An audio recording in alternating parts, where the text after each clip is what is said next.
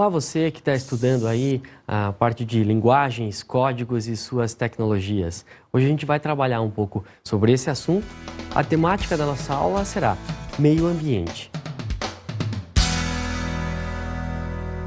Você sabe que não interessa mais a ninguém o estudo de língua pura e simples, né, de análise descolada da nossa realidade. Por isso que os exames de seleção, as provas mais bacanas, mais inteligentes hoje cobram o conteúdo contextualizado.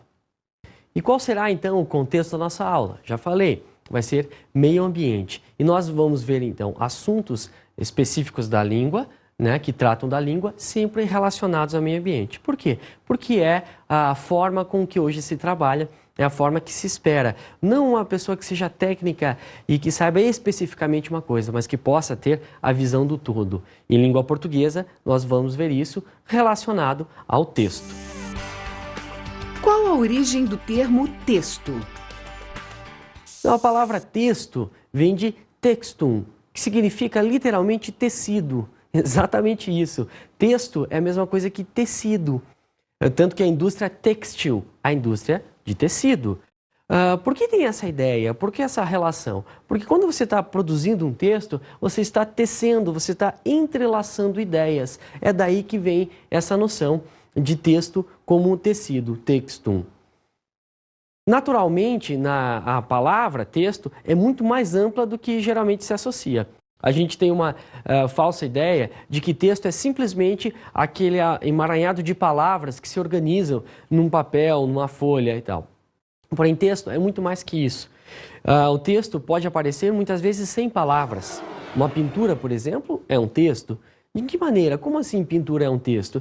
Porque ela informa, ela tem informações, tem ideias ali relacionadas que você pode depreender daquela pintura. Ela representa muitas vezes uma cena. Então, a gente chama isso também de texto. Outra coisa que a gente precisa sacar na hora de falar em texto, de maneira mais ampla, é da linguagem que não seja verbal. No momento de alfabetização, né, no momento em que a gente está aprendendo a trabalhar com as letras, a gente se depara muito com história em quadrinho. História em quadrinho tem uma mistura de linguagem verbal, de texto, que tem ali nos balãozinhos, e linguagem não verbal, que são os desenhos. Né, que é o próprio texto em movimento, que é a representação dos personagens. Então, uma prova para vocês de que texto é uma palavra muito mais ampla e que se refere não somente a palavras. Né? No estudo de língua portuguesa, ela acaba, às vezes, ficando restrito ao texto escrito com linguagem verbal, com palavras, mas ela pode ser muito mais ampla. Para a gente observar um pouquinho essa relação entre texto escrito, texto palavra e imagens e texto não verbal, vamos dar uma olhada numa música, né, de Nando Reis, a composição é do Nando Reis, e tem uma belíssima interpretação da Marisa Monte, um clipe muito legal para vocês curtirem agora.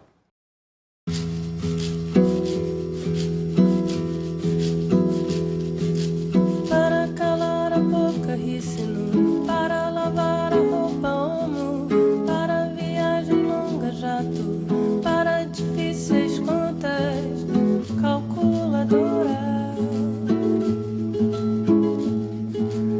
Para o pneu na lona, jacaré, para a pantalona nesca, para pular a onda litoral, para o lápis ter ponta, apontador. Para e o Amazonas látex, para na Pamplona cis, para trazer à tona homem-rã, para a melhor azeitona, Iberia, para o presente da noiva marzipan, para o Adidas o Conga Nacional, para o outono a folha exclusão, para embaixo da sombra, guarda-sol. Para todas as coisas, dicionário, para que fiquem prontas, paciência, para dormir a fronha madrigal, para brincar na gangorra 2, para fazer uma touca bops, para beber uma coca drops, para ferver uma sopa graus, para a luz lá na roça 220 puderam perceber, então, que legal essa brincadeira entre as palavras, entre o texto verbal dito pela cantora ali, pela Marisa Monte, e as imagens que iam se sucedendo, né? Então, cada vez que ela falava uma palavra, se transformava e você via essa palavra materializada na tela.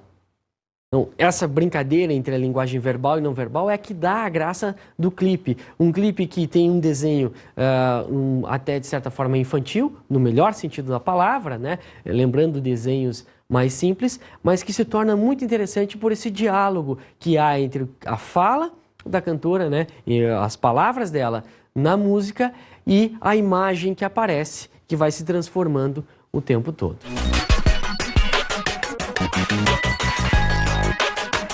Vamos aprofundar então o nosso estudo em linguagem verbal e não verbal.